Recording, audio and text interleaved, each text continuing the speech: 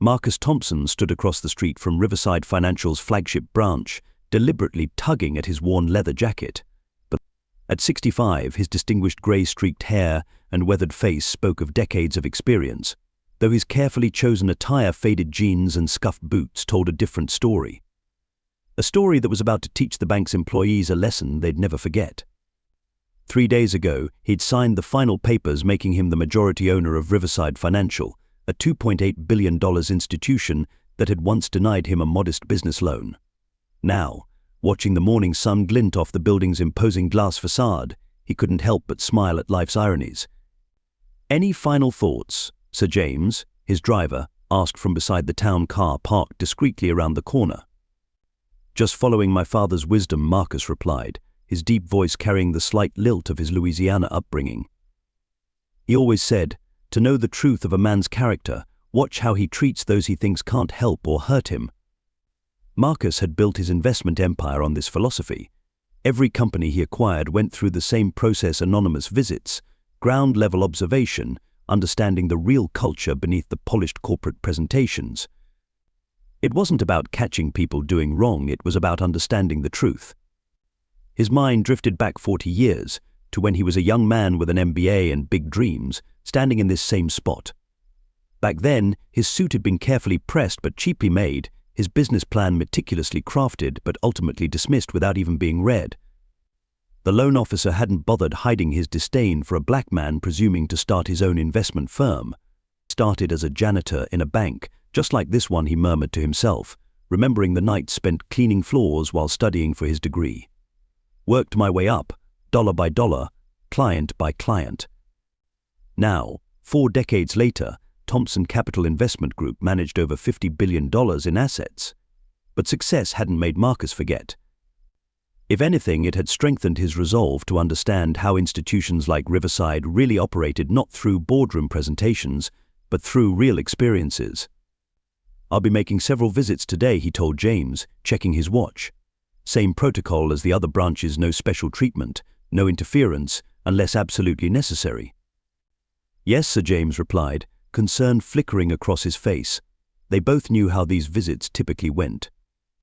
Marcus straightened his shoulders and began walking toward the entrance.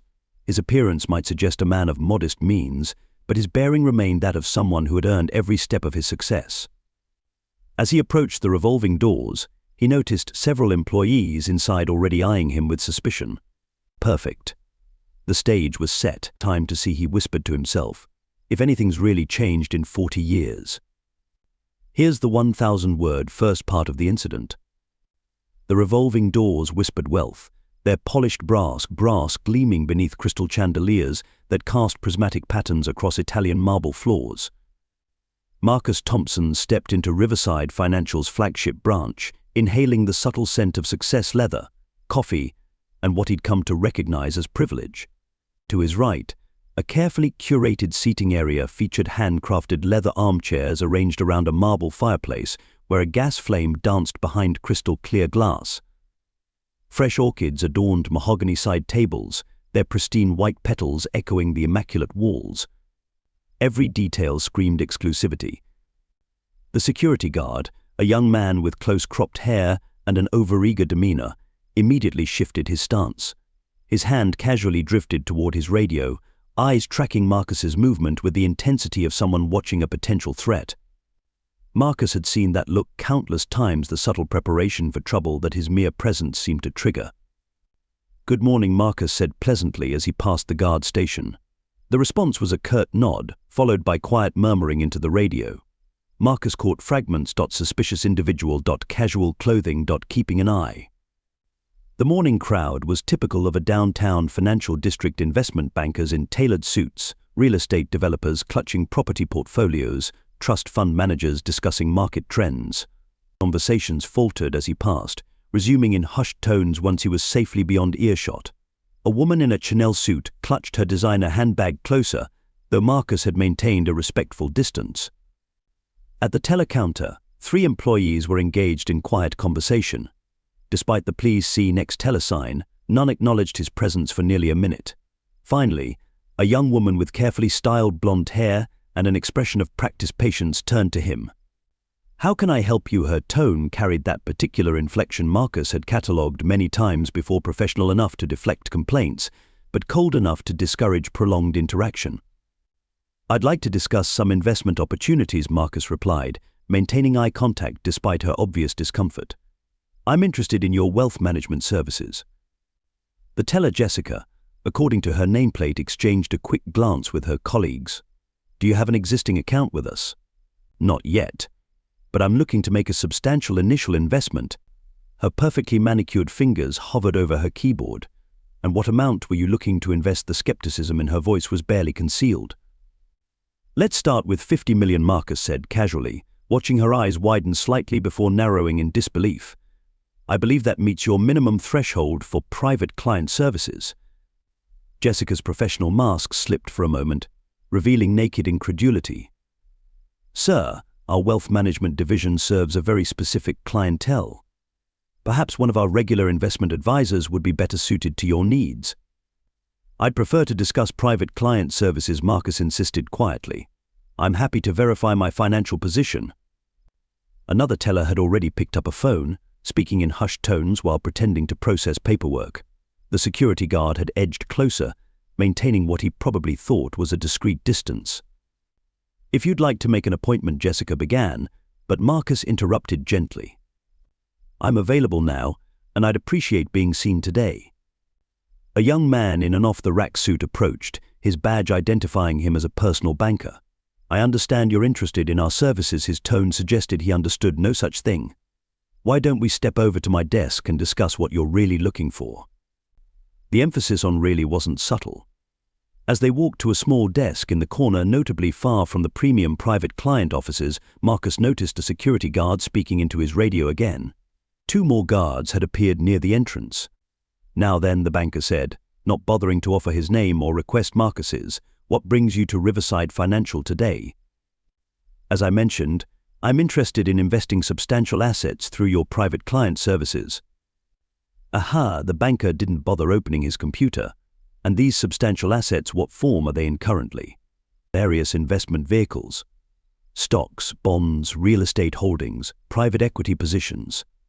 I have the documentation if you'd like to review it." Marcus reached slowly into his jacket, noting how everyone nearby tensed. The banker held up his hand. "Sir, let me be frank. Our private client services require extensive documentation, verification of assets, and generally come through referrals from existing clients. We don't typically handle walk-in requests, especially."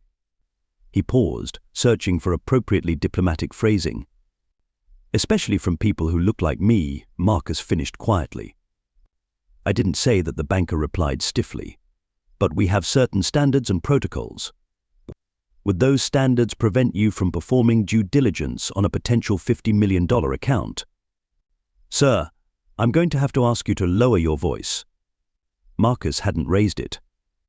"Is there a problem here?" Mr. Roberts' a new voice entered the conversation, smooth, authoritative, and dripping with condensation. Bradley Peterson had arrived right on schedule. The stage was set for Act 2. Here's the 1,000-word second part of the incident. Bradley Peterson cut an imposing figure in his three-piece suit, designer watch catching the light as he crossed his arms. His very posture exuded the authority of someone used to having the final say in any situation, particularly when it came to removing undesirable elements from his pristine banking environment. "Mr. Roberts, why don't you see to your other clients?" Bradley suggested, though it was clearly an order. The junior banker retreated gratefully, leaving Marcus facing the branch manager. "I believe there's been a misunderstanding," Bradley began, his tone professionally condescending. "Our private client services division maintains very strict protocols about new account initiation. We simply can't accommodate walk-in requests of this nature." Marcus reached into his jacket again, slower this time, noting how Bradley's hand twitched toward the security call button on his belt. He withdrew a single sheet of paper, his latest portfolio statement from Goldman Sachs. "Perhaps this will help establish my credentials," Marcus said calmly, sliding the statement across the desk. Bradley barely glanced at it. "Sir, presenting falsified documents is a serious offense. I'm sure you understand we deal with attempts like this regularly." "Attempts like this?" Marcus raised an eyebrow. "Would you care to elaborate on what you mean by like this?" "Listen. Bradley's voice dropped to a harsh whisper. "I don't know what kind of scam you're trying to pull here, but it won't work. This is a prestigious institution. Our clients come from certain circles. They don't walk in off the street wearing leather jackets and claiming to have millions to invest. And these certain circles, would they happen to share any particular characteristics?" Bradley's face flushed red. "I'm not going to let you race bait me. Security." The guards who had been hovering nearby immediately approached. Customers turned to watch the confrontation, some with concern, others with the barely concealed interest of people watching free entertainment. "This gentleman was just leaving," Bradley announced loudly enough for nearby customers to hear, "and if he returns, we'll be contacting the authorities." Marcus stood slowly, straightening his jacket. "You haven't even asked my name." "I don't need to know your name to recognize a waste of our time," Bradley snapped, patience finally cracking. "We both know you can't possibly have the assets you're claiming. People like you don't," he caught himself, but the unfinished sentiment hung heavy in the air. "People like me," Marcus repeated softly. "Tell me, Mr. Peterson, what exactly do you know about people like me?" Bradley's eyes widened slightly at the use of his name. "How did you?" "Your quarterly performance review is scheduled for Monday morning, isn't it?" Marcus continued, watching comprehension slowly dawn on Bradley's face. "The board is particularly interested in your branch's recent decline in minority business loans." The color drained from Bradley's face. "Who are you?" "Someone you should have taken the time to know before making assumptions." Marcus turned to the nearest security guard. "I believe Mr. Peterson wanted me escorted out." The guard, now looking uncertain, glanced at Bradley for confirmation. The branch manager had gone completely still, realization creeping into his expression. "Oh God," Bradley whispered. But Marcus was already walking toward the door, head held high, every movement deliberate and dignified. Behind him, he could hear the furious whispers beginning, the rustle of people quickly accessing their phones to search his name. Just before reaching the exit, he turned back to address the entire lobby. "I look forward to Monday's board meeting. I trust everyone will be on time." His eyes met Bradley's one last time. 8 a.m. sharp. The doors whispered shut behind him as he stepped into the morning sunshine. James was waiting with the car door open. "How did it go, sir?" "About as expected," Marcus replied, sliding into the back seat. "Call Sarah at the office. Tell her to move tomorrow's emergency board meeting to 8 a.m. I want every branch manager present." As the car pulled away, Marcus watched through the tinted windows as chaos erupted inside the bank. Bradley was frantically on his phone, likely calling anyone who could tell him exactly how badly he'd just derailed his career. The security guards looked shell-shocked, probably realizing they'd just threatened to arrest their new boss. Jessica, the teller, had disappeared entirely from view, but through the glass, he could see other employees rushing to their computers, probably finding news articles about Thompson Capital's recent acquisition of Riverside Financial, the same articles that had been embargoed until next week's official announcement. His phone buzzed a message from Sarah. "Board meeting confirmed for 8 a.m. Should I order extra coffee? Sounds like some people might need it." Marcus smiled, typing back, "Make it the good stuff. Tomorrow's going to be a long day for everyone." Looking back at the bank one last time, he felt no satisfaction in their panic, no pleasure in their fear. Only a deep determination to use this moment to create real change. He'd experienced what countless others had faced in banks like this: the assumptions, the dismissal, the thinly veiled prejudice. But unlike most, he was now in a position to do something about it. Monday would be interesting indeed. "Home, James," he directed his driver. "We have a board meeting to prepare for. Here's the 1,000-word revelation scene." The executive boardroom of Riverside Financial hummed with nervous energy at 7:45 a.m. Branch managers and regional directors shifted uncomfortably in their leather chairs, exchanging uncertain glances and whispered speculations. Bradley Peterson sat rigid in his seat, his usually immaculate appearance showing signs of a sleepless night, slightly crooked tie, dark circles under his eyes barely concealed.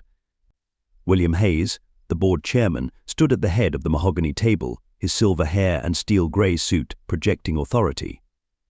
"Ladies and gentlemen, thank you for attending this emergency meeting. As some of you may have heard, Riverside Financial has undergone a significant change in ownership." The room's tension ratcheted higher. Bradley's hands clenched beneath the table. Thompson Capital Investment Group has acquired majority ownership of our institution. Hayes continued. And this morning, I have the privilege of introducing your new Chief Executive Officer and majority shareholder. The heavy double doors swung open. Marcus Thompson strode in, wearing an impeccably tailored charcoal suit that probably cost more than most of their monthly salaries. Gone was any trace of yesterday's casual demeanor. This was a man who controlled billions in assets and commanded boardrooms across the country. A sharp intake of breath came from several seats. Bradley looked like he might faint. "Thank you," William Marcus said, taking his position at the head of the table. His voice carried the same quiet authority it had yesterday, but now it commanded the room. "I believe some of you recognize me from my recent visits to your branches."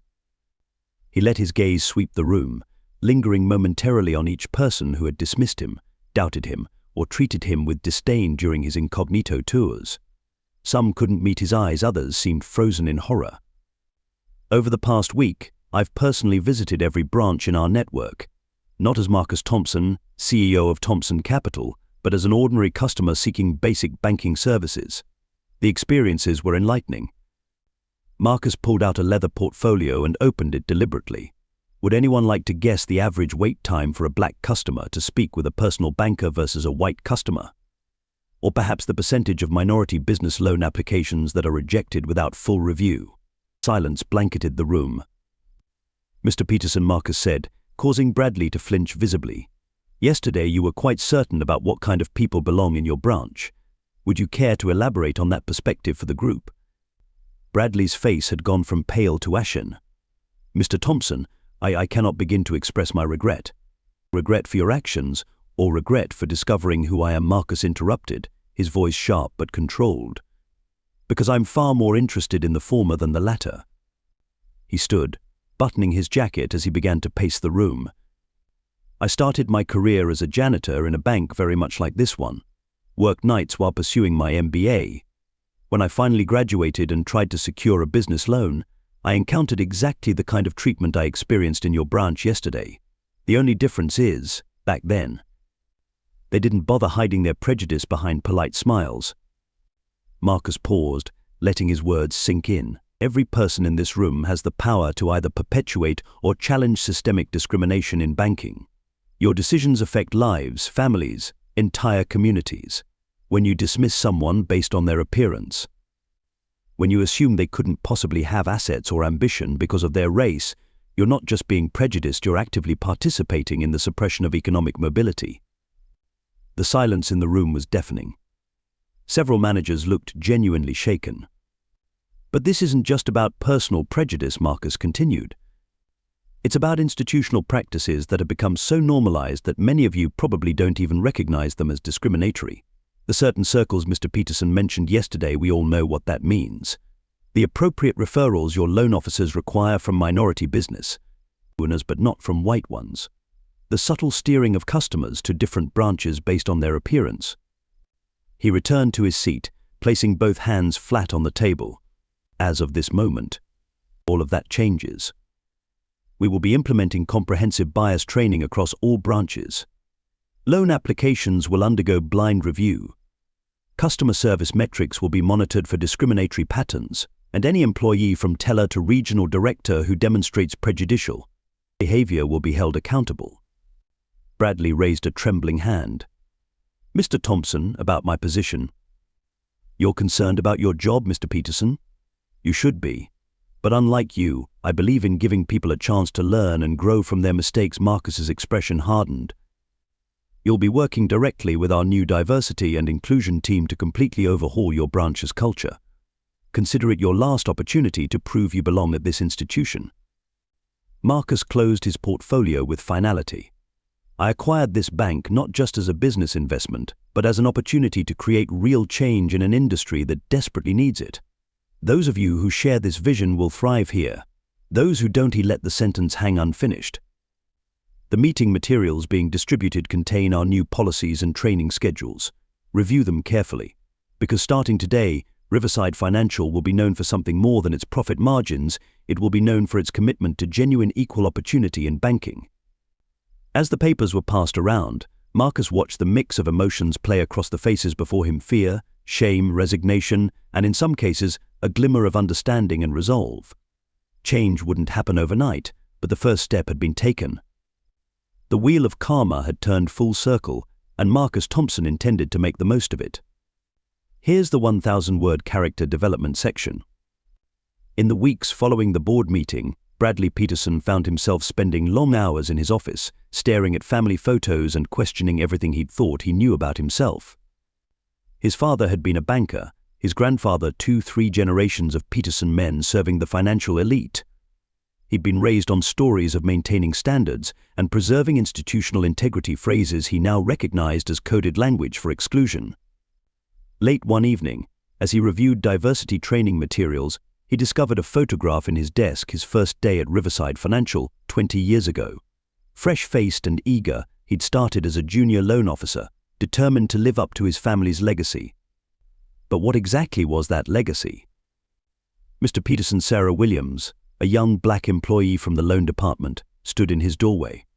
"The community outreach reports you requested." "Thank you, Sarah. And please call me Bradley," he gestured to a chair.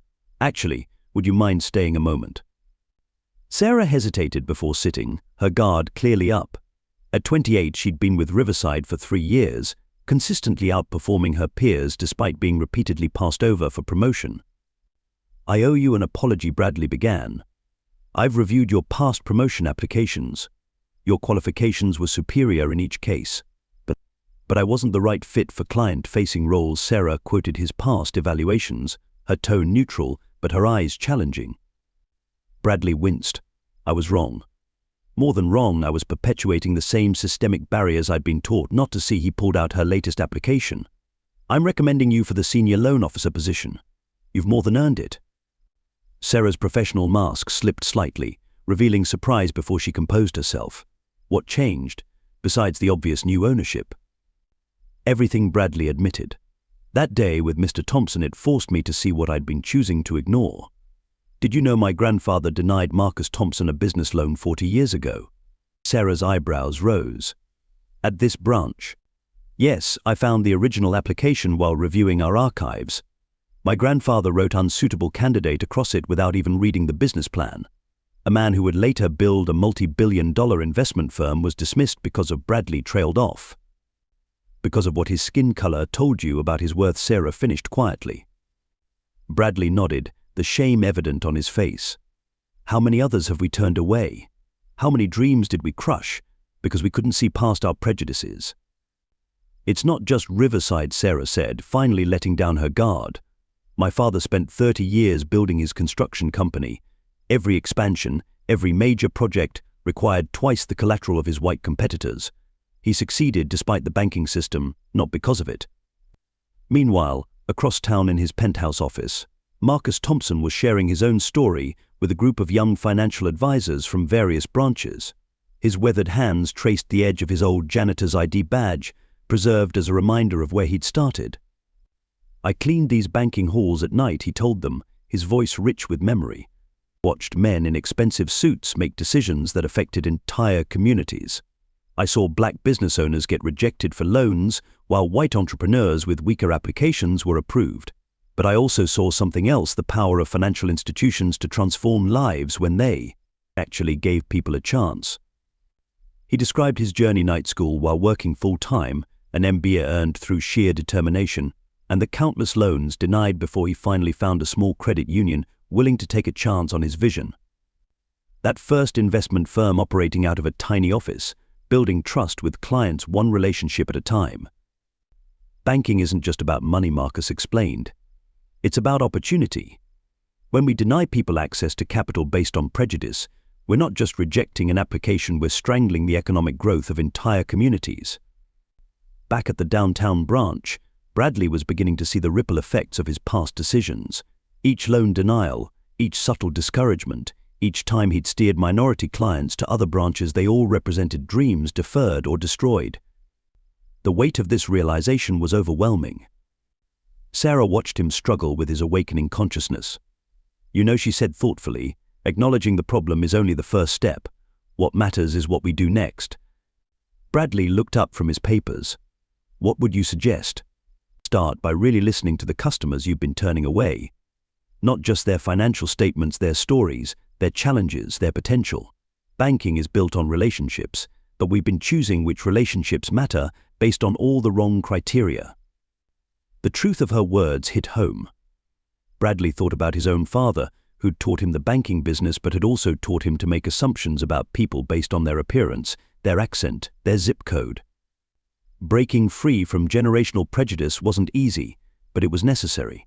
As night fell over the city's financial district, 3 different stories were converging toward a common truth. Bradley, confronting his inherited biases and fighting to change. Sarah, finally seeing her talent recognized while helping guide the institution's transformation.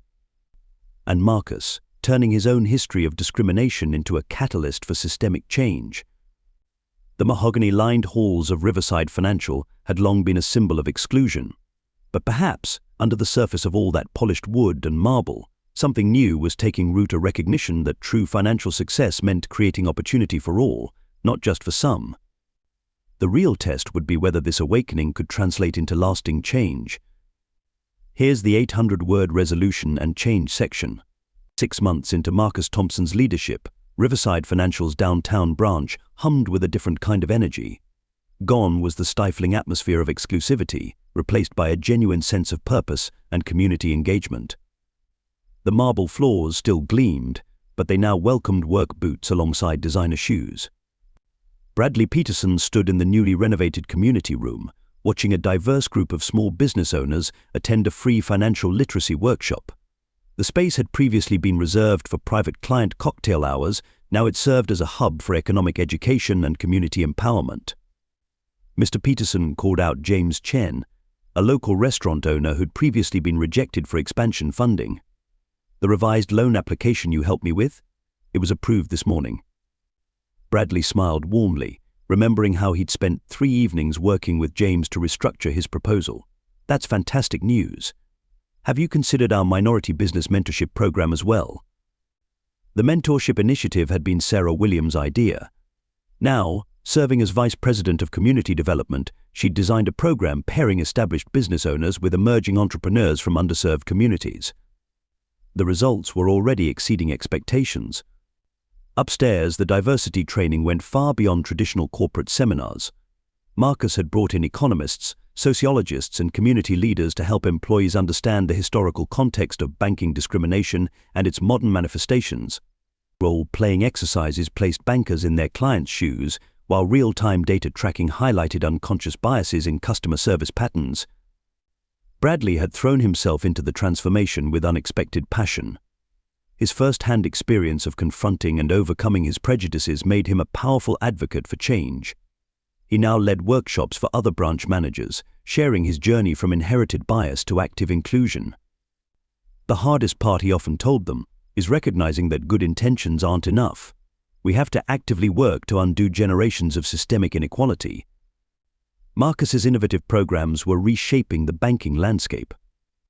The Riverside Community Investment Fund provided microloans to small businesses in underserved neighborhoods, while the First-Time Homebuyer Initiative offered specialized mortgages with flexible terms for qualified buyers from marginalized communities. The results spoke for themselves. Loan approval rates for minority-owned businesses had tripled. Customer satisfaction scores showed no racial disparities for the first time in the bank's history. Employee diversity at all levels was increasing, bringing fresh perspectives and deeper community connections. One morning, Marcus visited the downtown branch unannounced, this time wearing his usual impeccable suit. He found Bradley in the community room, helping a young black entrepreneur refine her business plan. "Quite a change from last year," Marcus observed after the entrepreneur left. Bradley nodded thoughtfully. "I keep that security footage, from the day you came in. I watch it sometimes to remind myself never to make those assumptions again." "The past can be a powerful teacher," Marcus agreed, "but it's the future that matters now."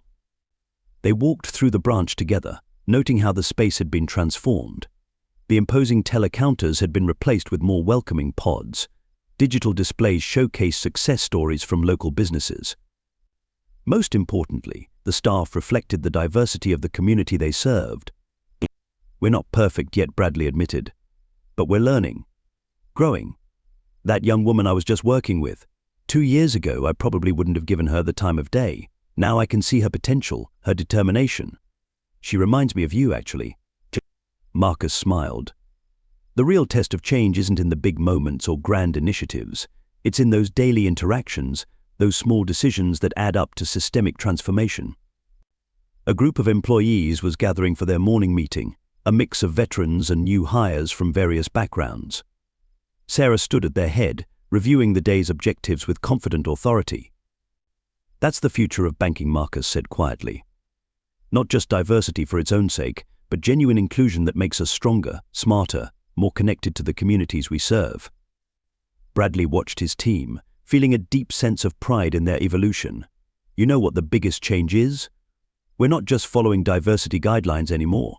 We're actually seeing people really seeing them, their potential, their dreams. And in doing that, we've become better bankers. Marcus clasped his shoulder. "That, Mr. Peterson, is exactly the point." Through the windows, the morning sun illuminated the lobby, where customers of all backgrounds were being served with equal respect and attention. The transformation wasn't complete, but the foundation had been laid for lasting change. Riverside Financial was becoming what every bank should be: a gateway to opportunity for all who dared to dream. Here's the 200-word conclusion. 1 year after Marcus Thompson's fateful visit to Riverside Financial's downtown branch, the transformation was undeniable. The bank had become a model for inclusive banking practices, with other institutions sending representatives to study their approach. In the bustling lobby, Bradley Peterson watched a young black entrepreneur being escorted to the private client suite by Sarah, now the head of business development. The same security guard who had once eyed Marcus suspiciously was warmly greeting an elderly woman in traditional African dress, helping her with the door. During their weekly leadership meeting, Marcus had shared an interesting statistic: the branch's profits had increased by 40% since implementing their inclusive banking policies. Turns out, he'd said with a knowing smile, prejudice isn't just morally wrong, it's bad business. But the real success wasn't in the numbers. It was in the lives transformed, the businesses launched, the dreams realized. Every day, people who would have once been turned away were finding opportunities to build wealth and strengthen their communities. As Marcus often said, the true measure of a society isn't in how it treats those with power, but in how it empowers those without it. Riverside Financial had finally learned that lesson, one customer at a time.